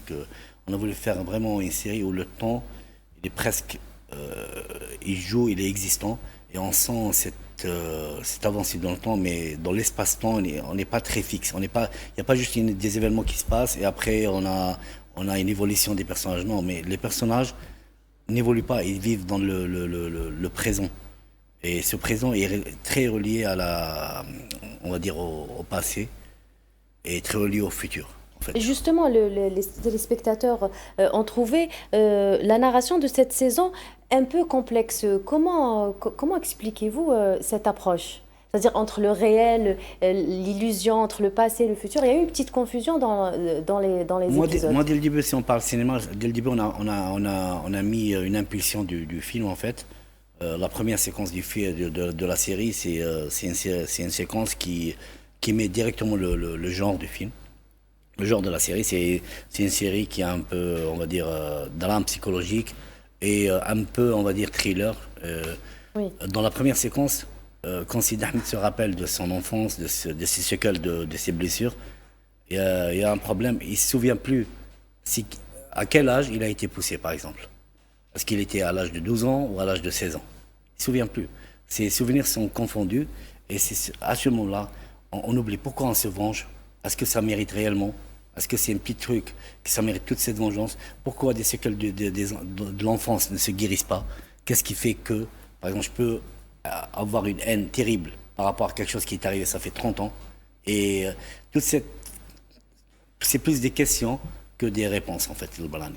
Le Barlani, c'est pas juste des événements qui se passent, c'est plus des questions sur la vie, sur l'être humain. Pourquoi on est comme ça? Est-ce qu'on est comme ça? Est-ce qu'on se transforme? Est-ce que c'est le milieu? Est-ce que parce qu'on est dans un milieu tel ou tel, on devient tel? Par exemple, dans le Barlani, par exemple, vous allez voir Mohamed Mouah qui est vraiment... qui a été gâté, qui a été gâté dans son enfance, après qui a quitté l'école, mais en même temps, qui a suivi ses frères, mais qui est devenu il a lâché les études, mais en même temps, il y a un jeune qui est devenu médecin dans le même quartier de Babylone. Pourquoi la destinée de chacun est différente? Est-ce que c'est les choix personnels? Est-ce que c'est génétique? Est-ce que c'est causé par l'événement, par l'entourage? Et c'est des questions qu'on se pose nous-mêmes tous les jours. Qu'est-ce qui fait que nous sommes tel ou tel? Est-ce que l'acte qu'on fait maintenant, est-ce que ça peut changer notre destin? Et est-ce que ça peut changer aussi le destin de tout le monde, pas que le destin? Parce que là, chaque acte que tu fais, par exemple, si Ahmed fait un acte, là, il va changer pas que son destin à lui, mais changer tout le destin de sa famille en lui-même. En ramenant, par exemple, Omar, c'est un geste qui est vraiment honorable, en ramenant quelqu'un qui n'a pas où loger, mais il ramène quelqu'un qui va changer la vie. C'est sa décision à lui qui a changé toute la destinée de la famille, en fait. C'est un peu ça. Mais justement, la thématique de la famille est toujours présente dans le scénario. Oui, je pense, oui. Mais tout est basé sur la famille. Je pense que l'être humain est lié, il ne peut pas vivre seul. Je pense qu'un être humain est destiné à vivre en famille, en société. Je pense que c'est plus ça le Barlani, en fait. C'est notre destin, on ne peut pas. C'est très difficile de vivre seul. Si, par exemple, même dans les films d'Apocalypse, quand quelqu'un a montré quand il va vivre seul, c'est très difficile. La première chose qu'il fait, c'est chercher toujours quelqu'un d'autre. Et la plupart des conflits qui se passent, même dans les films zombies par exemple, vous allez voir dans Walking Dead, les conflits se font plus avec les humains qu'avec les zombies. Et quels ont été C'est pas faux. Mais, par rapport à la première saison, quels ont été les défis que vous avez rencontrés lors de cette deuxième saison par rapport à la réalisation ou par rapport... Il y a eu beaucoup de changements par rapport à la première saison. Je rappelle, il y a 2 ans. Donc, oui, les changements sont... Non, c'est juste une évolution des personnages. Je pense que... déjà, on a eu un support de la chaîne qui a vraiment cru au projet, parce que c'est un projet ambitieux et personnel, on va dire. On a voulu faire quelque chose qui soit vraiment à un niveau dramatique et qui s'approche de la grammaire cinématographique. C'est très complexe à faire, qui soit pas très mélodramique, c'est pas pour chercher faire pleurer les gens ou pas, mais vraiment pour Je pense que dans le scénario de Le Balani 2, c'est beaucoup plus les personnages qui dictent le scénario. C'est vraiment leur psychologie, leur envie. C'est pas nous qui ont écrit, c'est plus les personnages qui ont écrit. Parce que dans Le Balani 1, on a installé les personnages, et dans le 2, c'est eux qui ont installé la situation, qui ont installé leur volonté, qui a été montrée à l'écran. Je pense dans Le Balani 2, on a utilisé beaucoup plus, par exemple, je parle cinéma, on a utilisé beaucoup plus une grammaire plus cinéma, plus de sémiologie, dans le détail. Et on a tourné avec une seule caméra la plupart des séquences, et il y avait plus de dialogue plus profond et plus, on va dire, plus long. Des dialogues. Oui. Il y a des séquences de dialogue de 7 minutes portées par 2 ou 3 comédiens, sans que ça soit très découpé ou il n'y a pas de mouvement, il n'y a rien, il n'y a pas de mouvement de caméra, c'est fixe, c'est des plans simples. Et je pense que ça, c'était un exercice très complexe à faire pour montrer, et je pense que s'il n'y avait pas une psychologie très forte et des comédiens très forts, on ne pouvait pas faire ça en fait. C'est cette évolution des personnages, et même les comédiens, ils ont adopté les personnages. Alors on a pu un peu monter la gamme en fait, et la gamme du 2 en fait est très différente par rapport à la gamme du premier, cinématographiquement parlant. Et parlons un peu du dialogue, l'importance du dialogue dans El Barani. Et Monsieur Ouzahem, vous insistez à ce que vous fassiez partie justement de l'écriture du dialogue. Quel est Je fais poids les dialogues. Carrément, Tous les tout le dialogue. Oui. Tous les dialogues. Donc, quelle est l'importance du dialogue pour vous dans El Barani? Je pense que les dialogues sont la base des psychologies. C'est les dialogues qui montrent la psychologie des personnages. Bien sûr, il y a la partie visuelle qui montre, mais les dialogues, ça s'approfondit le plus, ça donne les détails sur chacun, comment il pense, sur la façon, comment il parle. Là, maintenant, par exemple, j'ai un peu de trac, je parle d'une façon différente, avec laquelle, dehors, je parle d'une façon différente, là, je parle d'une façon différente. Et je pense que l'humain, par son dialogue, par sa voix, change, la gamme de voix change, les rangs changent. Tout est écrit par détail. Je pense que les dialogues sont la base la plus importante, surtout dans une série. Très important. Nous allons faire un petit tour de table. Qui d'entre vous suit El Barani? Je vais commencer par vous. Hajar, allez-y, Hajar Soubata. Moi, je voulais déjà revenir à ces personnages installés dans la série Al Barani, donc qui sont confrontés à des problèmes vraiment sociaux comme la trahison, l'argent facile, la corruption, les problèmes de famille. Donc, dans une écriture justement, Mouzaham, pour vous, donc quand vous êtes sur le scénario et le dialogue aussi, dans une écriture un peu sombre et psychologique et tout, est-ce que vous pensez que cela aide à la réécriture de notre drame algérien? Oui, je pense que là, moi j'ai co-écrit la série avec Brahim Hamadi. On a essayé de travailler dans les normes, on va dire, ce qu'on aime nous voir. On aime voir une série de cette gamme-là. On sait que c'est plus facile de faire un truc ou un tracé d'événements très simple, très simpliste, ou plus facile à comprendre. Mais on a voulu, même sur le plan schéma narratif, on n'est pas dans le même schéma traditionnel où c'est très linéaire. En fait, c'est pour ça que je vous dis dès le début que le temps joue un rôle très important dans la série, où on peut revenir dans le temps, on peut par exemple avoir des prémonitions sur l'avenir, le temps n'est pas fixe dans le Balani. Et toute la série se passe par exemple dans un espace très serré, on va dire, à part les 4 mois d'ellipse qui se sont passés dans l'hôpital. Toute la série se passe par exemple dans un mois et quelques. Il n'y a pas beaucoup d'ellipses dans le temps, il n'y a pas beaucoup de sautes dans le temps. Vraiment, c'est presque du quotidien du personnage, ce qu'il pense à l'instant T est égal. C'est très important, on a voulu vraiment s'approcher le max des personnages. C'est ça la différence. On n'a pas voulu faire une série d'événements, un événement conduit à un autre et un événement conduit à un autre. Tous les événements, mais c'est comme la vie. En fait, je pense que c'est comme la vie. Des fois, on tourne en rond, c'est redondant. Et c'est ça à peu près. Et donc c'est vraiment l'envie ou le but d'inscrire cette série dans une fiction par exemple, réaliste. Si on voit la scène de la prison, c'est toute cette culpabilité, cette nostalgie de la mère qui souffre, qui est seule, qui veut vraiment voir ses enfants devant elle, mais elle sait qu'elle ne peut pas. C'est sincèrement qu'elle ne peut pas, parce qu'elle a fait des erreurs, elle est punie par rapport à ses erreurs, mais elle est impliquée dans les erreurs, et elle essaie toujours de s'échapper par son mental. Et je pense que c'est ça un peu le Barani. Il y a le côté mental, il y a le côté physique. Il y a deux aspects différents. Tinhinan Makassi, avez-vous suivi le Barani 1 ou 2 ou les deux? Les deux. Ça va. Alors, moi, vous l'avez dit au tout début, on sent que ça a été filmé un peu comme du cinéma. Quand on regarde, on sent qu'il n'y a pas... Parce qu'on est habitué, le drama de Ramadan, c'est une tradition en Algérie. On ne peut pas être algérien si on ne connaît pas les dramas de Ramadan. C'est presque... ça fait partie de notre culture populaire, ça fait partie de... On a tous les références, il y a des phrases qu'on dit, il y a une image aussi du drama de Ramadan. Par contre, dans le Barani, on ne retrouve pas ce storytelling-là habituel qu'il y a dans ce qui est appelé traditionnellement le feuilleton de Ramadan. Ça, c'est un très, très, très bon point. Par contre, est-ce que le pari n'est pas risqué quelque part de proposer je finis, ne vous inquiétez pas. Est-ce que c'est pas un peu risqué de se dire, de confronter un public qui est habitué à un genre pour Ramadan, même si on sait que l'Algérien est féru de cinéma, on a de grands noms du cinéma, on a une image cinématographique, on a une philosophie cinématographique, mais ramener cette philosophie-là cinématographique à Ramadan, est-ce que ce n'est pas quelque part un pari risqué, mais est-ce que finalement c'est aussi les acteurs qui le demandent? Parce que encore une fois, on revient à cette nécessité. Quand on a en face de nous des acteurs comme Stafa, quand on a des acteurs comme Darajim, Stafa Laribi, tout ça, est-ce qu'on ne peut pas jouer finalement différemment que comme ça? Je pense oui, c'est un pari risqué. Comme j'avais précisé, c'est aussi grâce à la chaîne. S'il n'y avait pas la chaîne qui a supporté cette volonté, qui a accepté qu'on va vers un stade, vers un stade, un terrain de jeu qui est différent complètement. Parce que moi, je connais très bien qu'est-ce qu'il faut faire pour plaire à tout le monde. Mais c'est pas le but. On a voulu vraiment faire quelque chose qu'on aime, quelque chose pour moi assez prestigieux pour moi. Et j'ai fait ça déjà dans le Dama, c'était risqué à l'époque. Dans le Barani 1, c'était un peu risqué aussi.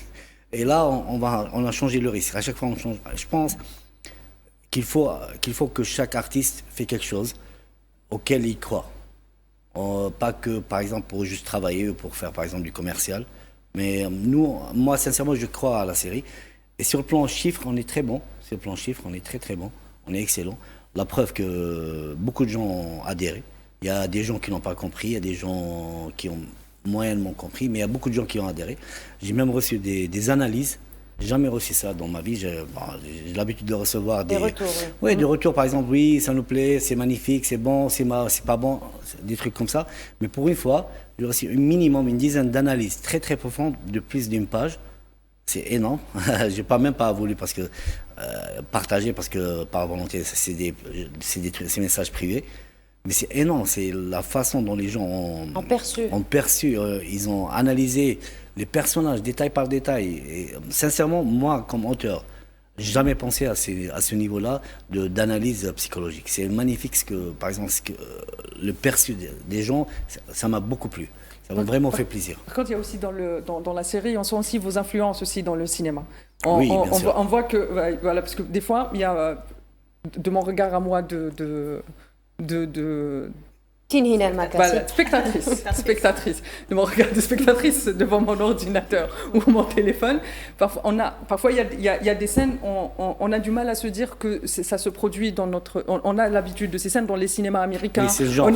On a installé un genre. Voilà, ça reste... C'est pour ça que je vous dis, dès la première séquence, si vous voyez la première séquence du film, vous allez comprendre que vous êtes dans un genre. C'est pas un drama normal. Mais est-ce que c'était pas risqué justement de proposer ça à un public algérien qui a l'habitude? Oui, non, mais je pense que je respecte beaucoup le public algérien, je l'aime beaucoup. Et c'est un public très, très futé, très cinéphile. Il connaît beaucoup de gens et je pense qu'il a besoin. Et beaucoup de parties du public, ils ont besoin de ce genre-là. Peut-être l'année prochaine, on ne va pas faire ça, on va faire plus commercial.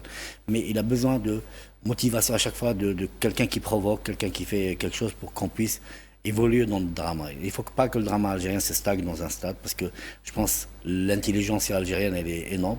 Je pense qu'il y a beaucoup de gens qui sont vraiment d'un niveau très supérieur Et je pense qu'il faut vraiment qu'on parle à ces gens-là. Je Moi, pense je pense que même sur c'est très adulte, là, la série. Elle est très adulte. Moi, je pense que même sur le commercial, par rapport à d'autres nations, je pense que à d'autres productions, etc., on n'est pas vraiment dans le commercial. Il y a vraiment de la recherche. Même si on a un genre, en particulier pour Ramadan, on a un genre qui est bien précis, mais on est passé par tellement de genres. On est passé par de Nesm Lahsiti à Shafiqa. Même dans Ramadan, il y a cette créativité qui est propre. Oui, bien sûr. Il y a c'est cette ça année, qui il y est a beaucoup aussi de créativité aussi. justement, c'est ça qui peut-être qui permet aussi d'enrichir à chaque fois de nouveaux genres, de profondeur aussi. Elle y est dans la conception même du cinéma et de la série et même du court-métrage. Après, le choix des thématiques, surtout, il y a eu beaucoup, dans Barani 2, il y a eu beaucoup de violence. Et... Moins de violence que d'autres séries. Oui, mais pas faux. Beaucoup ça plus a été quand même reproché par le public. Ça vous a été reproché, critiqué. Comment le public a géré aperçu? Dans Balani, on a voulu faire un peu de fantaisie, un peu de côté, un peu ce qu'on aime faire, ce qu'on aime voir aussi. C'est pour ça que dans le Balani, on n'est pas parti dans le style Dama, parce que Dama, on est parti dans le dogme.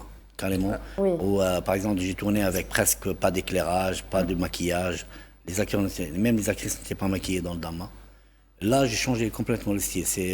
Dans le Balani 1, c'était entre les deux. Et là, on est parti vraiment vers un genre. Et on a respecté le genre dès le début.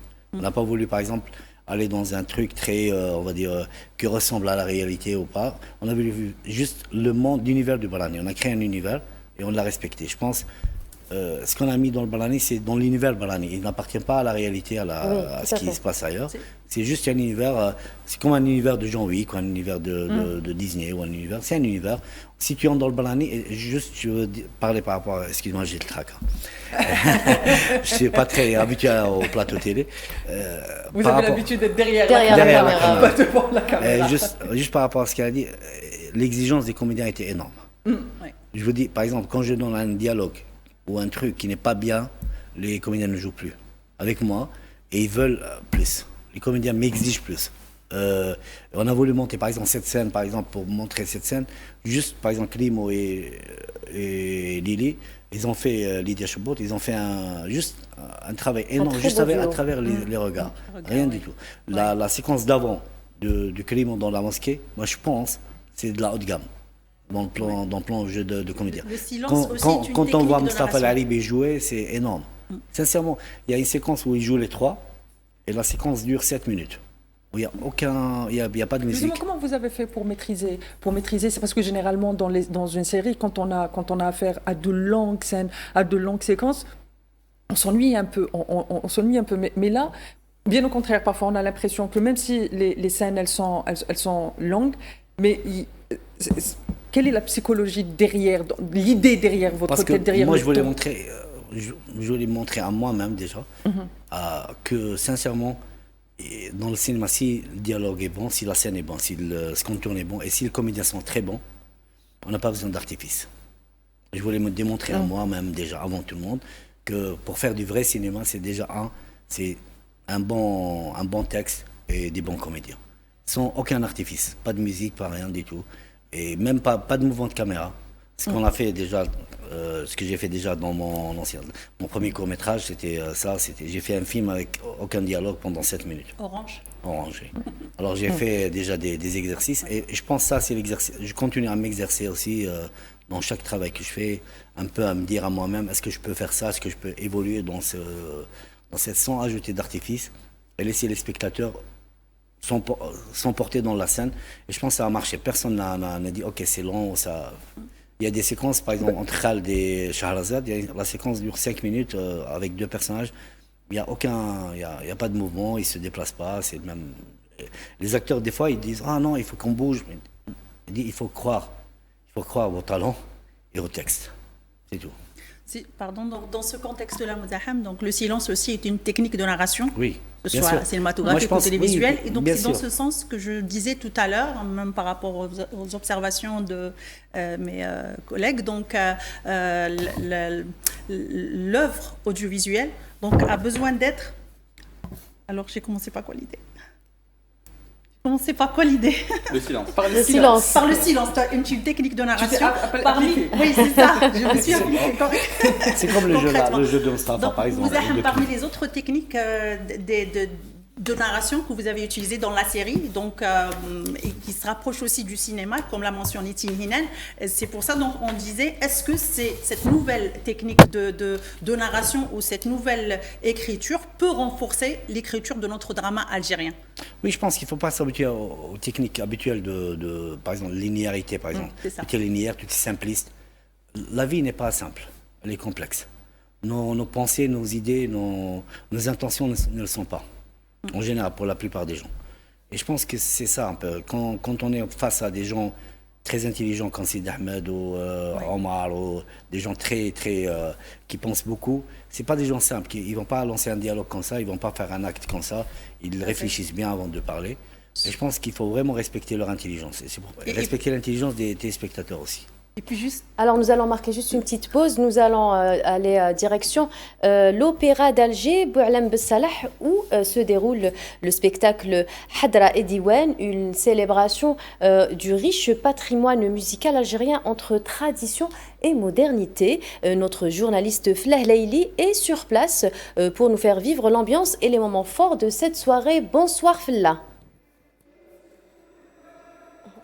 Bonsoir Iman, Sahaf Torkom. Donc nous sommes à l'Opéra d'Alger, Boualem Bessalah, où se déroule une soirée exceptionnelle, une soirée marquée par la richesse culturelle, musicale algérienne, dans une atmosphère à la fois artistique et spirituelle. Donc ce spectacle intitulé Hadra ou Diwan, porté par un chanteur algérien originaire de Constantine, qui est Mohamed Reda Boudber, connu pour le malouf et la musique Issaoui. Donc ce spectacle Hadra ou Diwan, on peut dire que c'est un véritable voyage qui porte plusieurs types musicaux algériens tels que le fqayrat, le malouf, aussi le malouf et l'issawa, gnawa. Et ce spectacle a été proposé pour la première fois lors du 13e festival du malouf à Constantine en septembre 2025. Ce spectacle a été également présenté au Théâtre national Mahidine Bechtarzi, aussi au Théâtre régional Mohamed Tahar Fergani à Constantine, à la salle Zénith aussi de Constantine, la salle Ahmed Bey. Et ce soir, il vient de clôturer ces soirées organisées par l'Opéra d'Alger, ces soirées ramadanesques, dans une ambiance festive. Le public est nombreux venus assister à ce spectacle Hadra et Diwan. Et ce spectacle, comme j'ai dit, qui porte la richesse musicale algérienne. Flah Leili, parlez-nous un peu du mélange entre le Diwan et le Issawa. C'est un mélange quand même qui reste inédit. Oui, Iman, c'est un mélange inédit. J'ai dit que ce spectacle porte plusieurs styles musicaux algériens, pas que l'Issawa, il y a le fqayrat, il y a le malouf, il y a le gouel aussi dans ce spectacle. Et quel accueil le public, comment a-t-il réservé au spectacle? Le public est nombreux. Oui, le public est nombreux venus assister à ce spectacle ici à l'Opéra d'Alger, Boualem Bessalah. Merci beaucoup Flah Leili. Je rappelle que vous êtes en direct de l'Opéra d'Alger. Merci, bonne fin de soirée Flah. Merci Iman. Alors nous allons marquer une petite pause et on revient juste après.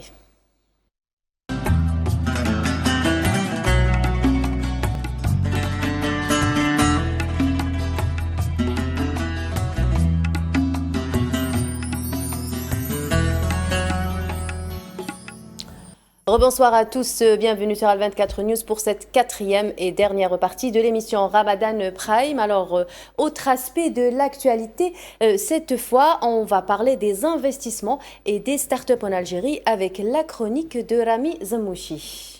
Merci beaucoup Iman, c'est un sujet très important de parler de l'implication du privé et des investissements privés dans le développement de l'économie locale, nationale, surtout pour les startups et les entreprises innovantes.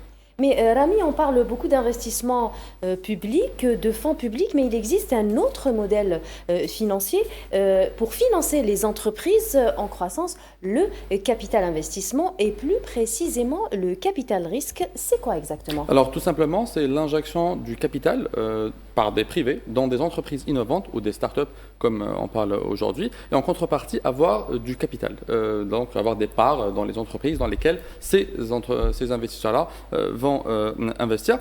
Et l'idée, c'est que c'est des entreprises à très grand potentiel, mais qui sont très risquées parce que ça se fait dans le début de leur développement, donc ce qu'on appelle en anglais les early stage. Ce rapport du risque est très élevé par rapport au rendement, ce qui fait que ce sont des moyens de financement totalement différents des moyens classiques que nous connaissons, comme la dette bancaire par exemple. Mais Rami, pourquoi est-il si important d'avoir ce type de financement privé en complément des dispositifs publics? Alors tout simplement parce que l'État ne peut pas tout faire et ne peut pas surtout développer une économie d'entreprise privée, parce que c'est le rôle aussi des investisseurs privés de contribuer et d'investir dans ces entreprises-là. Les fonds publics ont des contraintes souvent connues, hein, comme les procédures qui sont un peu lourdes, certaines rigidités, ça prend du temps, etc.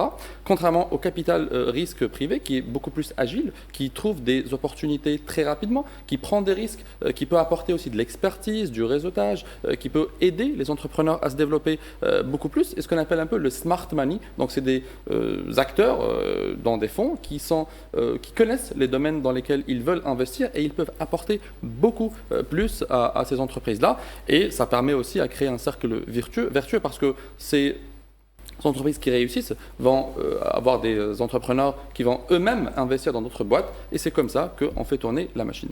Mais Rami, qu'en est-il de la machine algérienne?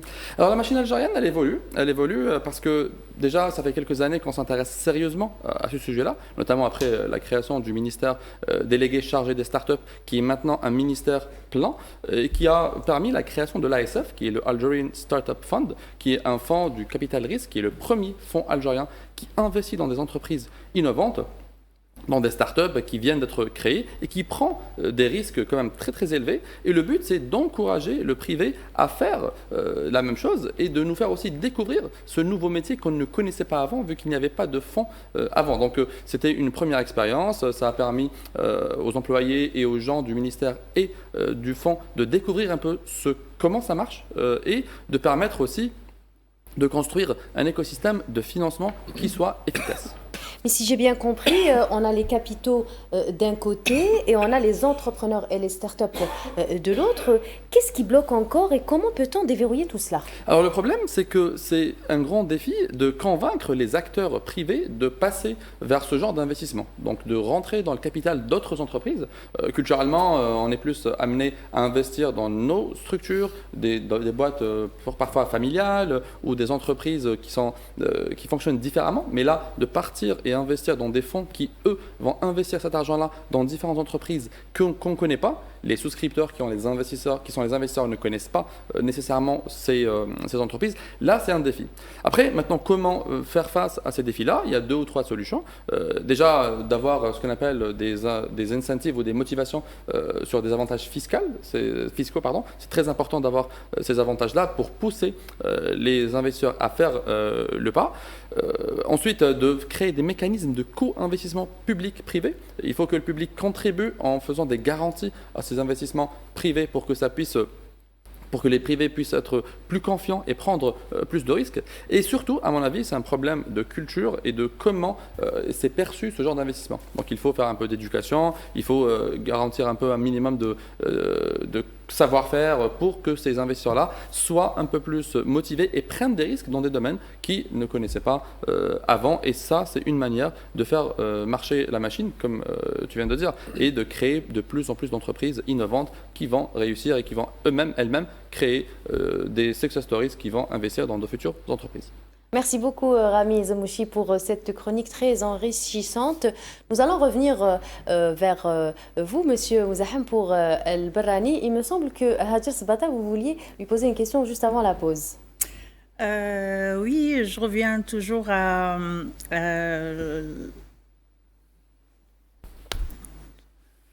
L'augmentation Y a pas de du souci. nombre de productions, pardon, Allez-y. si vous voulez parler de ça, c'était après la pause. Donc l'augmentation du nombre de productions télévisuelles, on va dire, concentrées autour du mois de Ramadan. Donc Tilhinan avait posé la problématique de cette écriture un petit peu par rapport à ce mois de Ramadan et que c'était un défi. Mais malheureusement, on se retrouve dans l'obligation de travailler, d'écrire, de produire, de réaliser pour le mois du Ramadan. Donc, le réalisateur veut mettre toutes ses compétences donc techniques, artistiques ou Pour ce même mois. ses idées Oui. les plus folles quand même dans son œuvre. Et ça coïncide avec le Ramadan. Et je pense qu'il y a de moins en moins de réclamations par rapport à ça, par rapport au style de film ou par rapport au contexte thriller comme on l'a vu dans Barran. Je pense que il y a une amnésie générale chez les gens. Avant, je pense que les feuilletons avant étaient plus osés. Et il y avait plus de sujets, on parlait plus de sujets plus palpitants. Surtout social. Oui, surtout social, c'était plus osé. Moi, je pense que non, maintenant, il y a une ouverture réelle par rapport aux chaînes. Il y a des chaînes, par exemple, là, avec la chaîne Cholouk, ils veulent passer hors Ramadan, faire des séries hors Ramadan. Il y a une volonté réelle. Je pense que ça évolue. La concurrence fait qu'on doit évoluer. Il y a plus, au lieu que, par exemple, 3 feuilletons ou 4 feuilletons par an. Là, maintenant, on est à 7 feuilletons peut-être. Oui. Là, c'est déjà bien.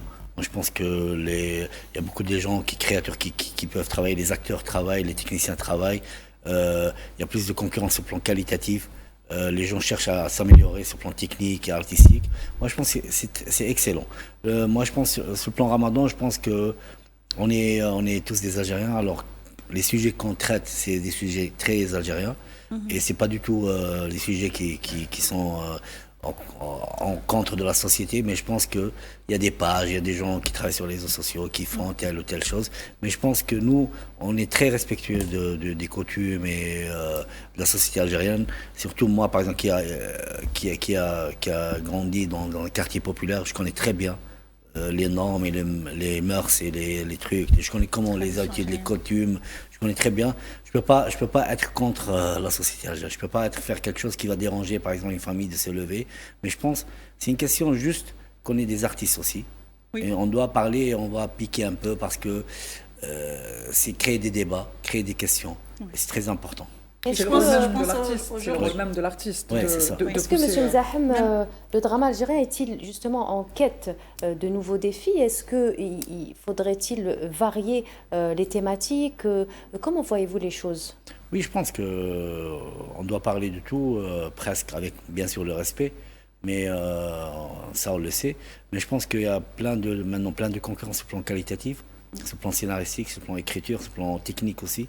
Il y a une évolution, beaucoup plus technique que scénaristique. C'est pour ça que le Barani, on a voulu revenir sur le plan scénario, revenir sur le plan dialogue, revenir sur le plan jeu des comédiens. On a voulu dire, ok, c'est bien de travailler avec des technicités assez bonnes, on va dire, travailler avec les meilleures caméras, les meilleurs DOP, les meilleurs décors, mais surtout aller vers la base qui est les dialogues et les jeux de comédiens.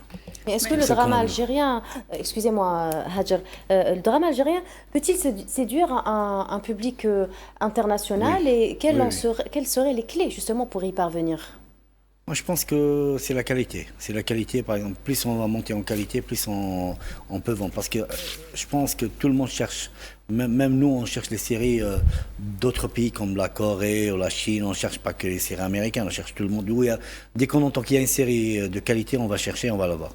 Je pense que dès qu'on va monter en grade, qu'on va faire des vraies séries, des séries avec une série sur le plan gamme, c'est très qualitatif. Oui, qualitatif. Pas de la sitcom en fait, de la série. Non, je parle surtout de mélo. On va enlever le côté mélodramique et juste pour le besoin de buzz de Ramadan. On travaille sur le scénario beaucoup plus et sur le jeu de comédien. Parce que c'est la base de nous on regarde par exemple Breaking Bad, on regarde Walking Dead, on regarde Game of Thrones, on regarde n'importe Soprano, toutes les séries. Avant tout, c'est le jeu de comédien, c'est les personnages. Si les personnages sont bons, si les dialogues sont bons, si les séquences sont bien écrites, on va suivre la série. C'est tout simple. Hajar Sabat, allez-y. Oui, j'enchaîne sur ça parce que surtout qu'aujourd'hui, on a un public un petit peu beaucoup plus exigeant qu'avant, vu toute l'offre qu'il y a sur les différentes plateformes, les différents contenus, donc en termes de séries ou de films. Donc, même sa vision à la narration, même télévisuelle, donc, a changé. Et du coup, on n'accepte pas aujourd'hui que les sujets qui traitent vraiment des sujets qu'on est en train de vivre en Algérie.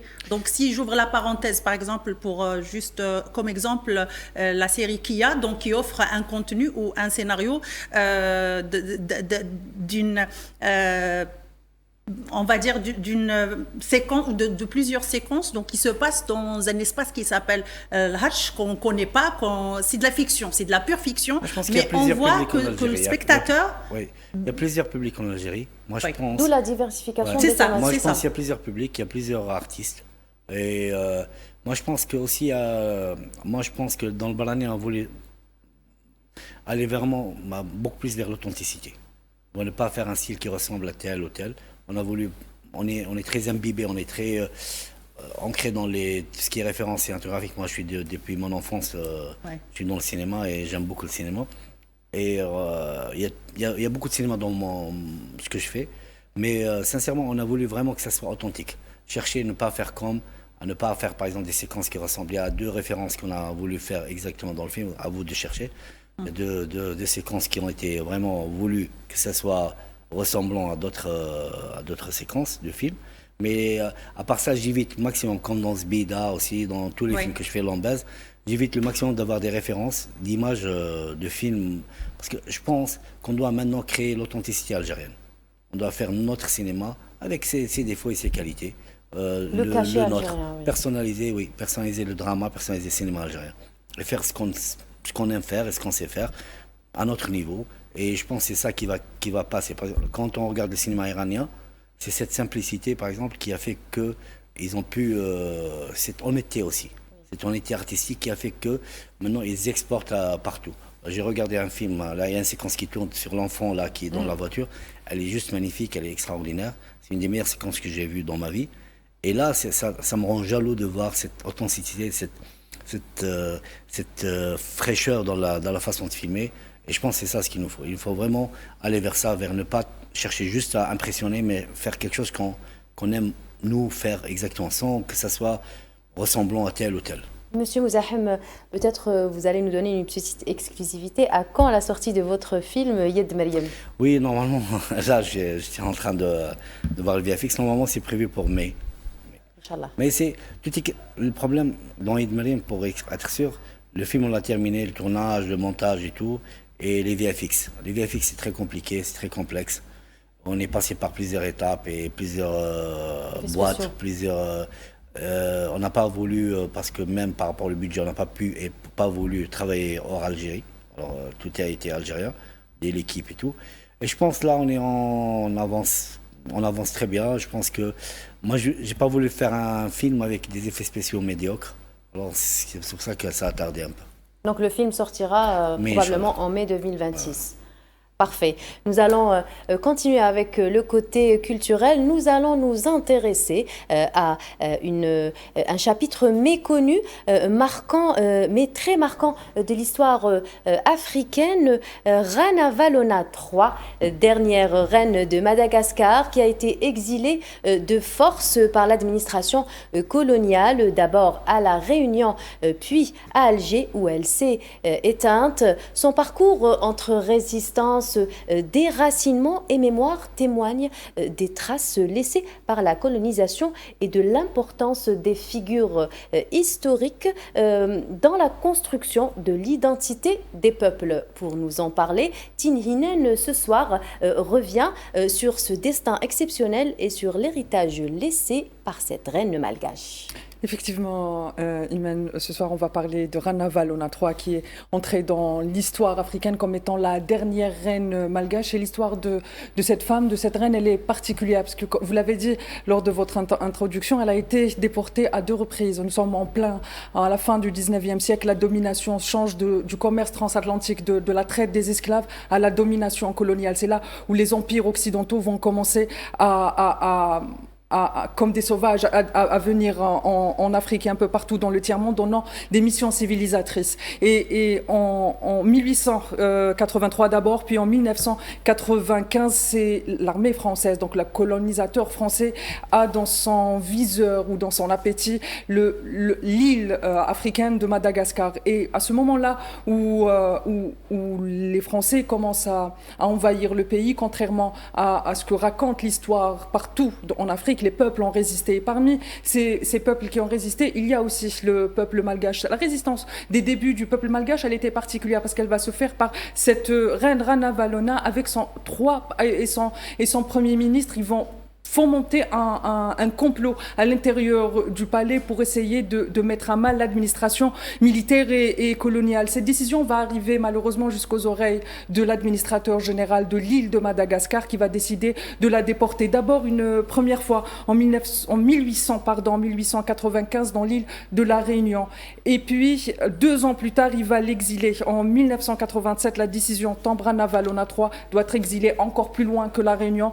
Elle va quitter tout son univers direct finalement qui sont les îles pour être exilée en Afrique du Nord. Elle sera exilée en Algérie. En Algérie, Ranavalona va découvrir que la colonisation ne touche pas que son pays, elle touche aussi d'autres pays. Il va y avoir une espèce de solidarité silencieuse qui va s'installer de fait entre cette reine et le peuple algérien. Bien évidemment, c'est l'exil d'une reine. C'est l'exil d'une reine. Il suit un certain protocole. Elle vient avec l'ensemble de sa cour. Elle vient avec ses cousines, ses petites sœurs.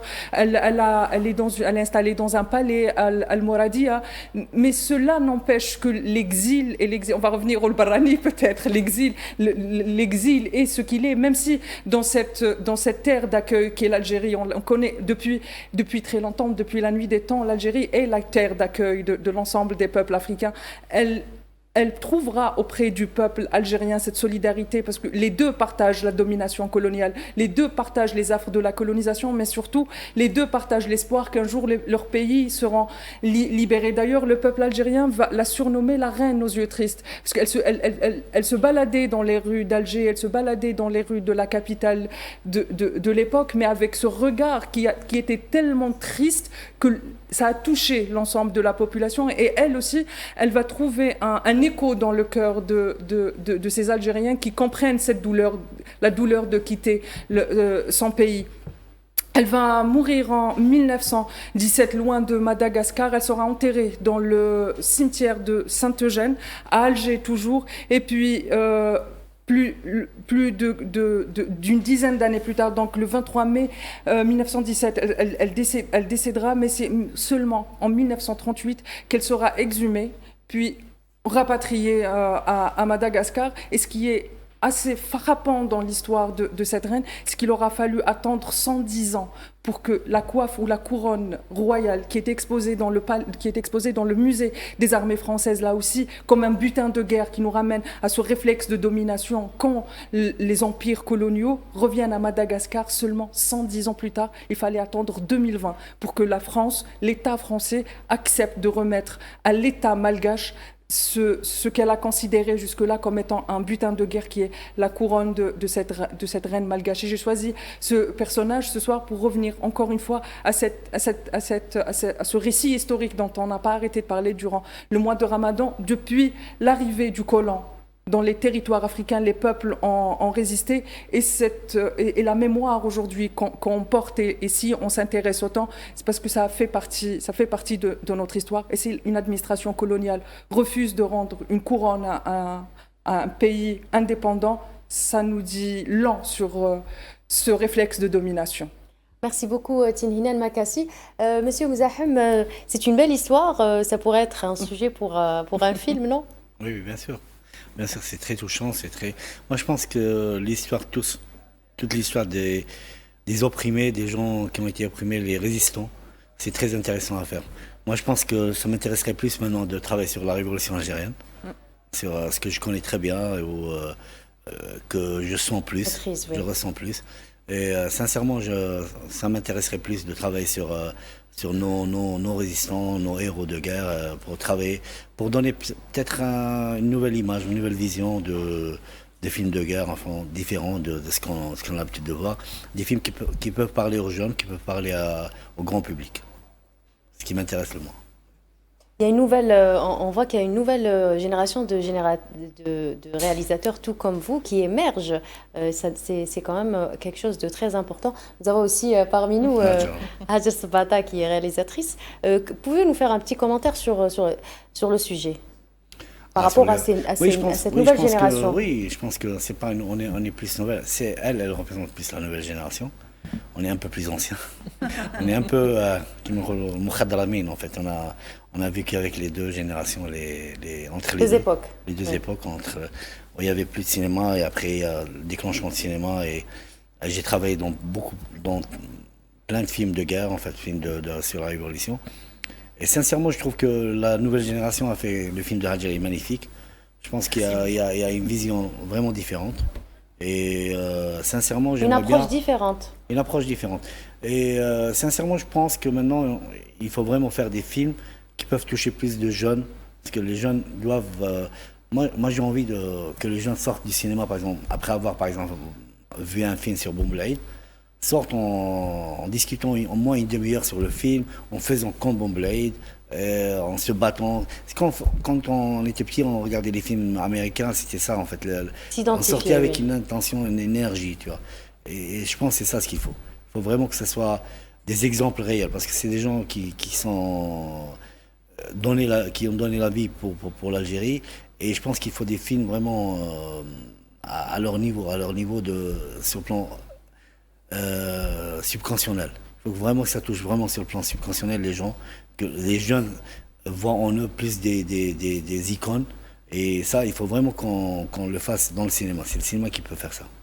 Nous allons juste faire un petit point sur l'actualité internationale du cinéma et de l'engagement artistique lors de la 98e cérémonie des Oscars dimanche, c'est-à-dire hier. L'acteur espagnol Javier Bardem a marqué les esprits par ses prises de position politiques fortes contre le génocide sioniste à Gaza et en soutien au peuple palestinien. Sur scène, en remettant l'Oscar du meilleur film international, il a ouvert son discours en déclarant non à la guerre et liberté pour la Palestine, ce qui a suscité une standing ovation dans la salle. On regarde. No to war and free Palestine.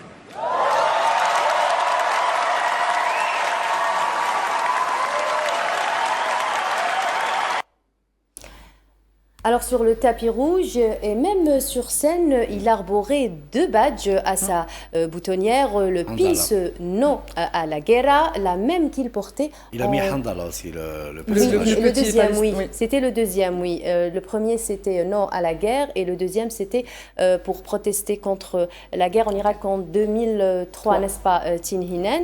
Le deuxième badge, vous en parliez, Monsieur Mouzaham, c'était Handala, donc en référence à la lutte contre les...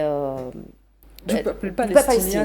C'est devenu un peu la figure historique, mais figure historique de la résistance palestinienne. Mais Javier Bardem, c'est quelqu'un qui est depuis très longtemps, qui a toujours, on se souvient de son film dans les camps de réfugiés sahraouis, d'ailleurs, qui est passé je me rappelle plus en quelle année, dans le festival du film, à l'époque je crois qu'il s'appelait le festival du film engagé, qui est aujourd'hui le festival du film d'Alger. Il a fait un film extraordinaire sur le Sahara occidental. On se rappelle aussi je crois que c'était les marches de Cannes en 2005, lui et son épouse Penélope Cruz, qui arrive avec deux papiers dans sa poche. Il prend le premier, il l'ouvre, il le donne à son épouse, c'était écrit Free Palestine, et le deuxième aussi il prend pour lui, c'était Free Palestine, pendant qu'il y avait une actrice d'origine sioniste qui montait la montée des marches de Cannes avec une robe où il y avait les couleurs du drapeau, mais surtout la destruction de la mosquée d'Al-Aqsa et symbolisant la reconstruction du temple pour l'arrivée du Messie.